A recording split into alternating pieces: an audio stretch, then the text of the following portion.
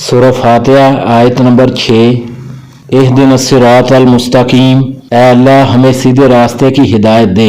ابن القیم رحمہ اللہ فرماتے ہیں کہ بندے کا اس صراط مستقیم سیدھے راستے پر ثابت قدم رہنا جو اللہ تعالیٰ نے اپنے بندوں کے لیے اس دنیا میں قائم کیا ہے، اس کے مطابق ہی آخرت میں جہنم پر نصب کیے گئے پل پر بھی اس کے قدم ثابت قدم ہوں گے۔ جس قدر بندہ اس دنیا میں سیدھے راستے پر چلے گا، اسی قدر وہ آخرت میں اس پل پر چلنے میں کامیاب ہوگا۔ بعض لوگ تو بجلی کی طرح تیزی سے گزر جائیں گے، جبکہ بعض آنکھ جھپکنے جتنی دیر میں اور بعض کو مشکل سے گزرنے کی توفیق ہوگی۔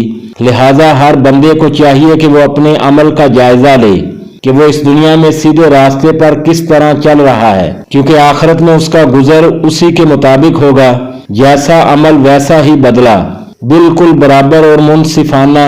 اللہ تعالیٰ کا فرمانا حل تجزون الا ما کنتم تعملون، کیا تمہیں اس کے سوا بدلہ دیا جائے گا جو تم کرتے تھے؟ ابن القیم رحمہ اللہ کی یہ تشریح اس بات کی طرف اشارہ کرتی ہے کہ دنیا میں ہمارا عمل اور راستہ آخرت میں ہمارے لیے فیصلہ کن ہوگا۔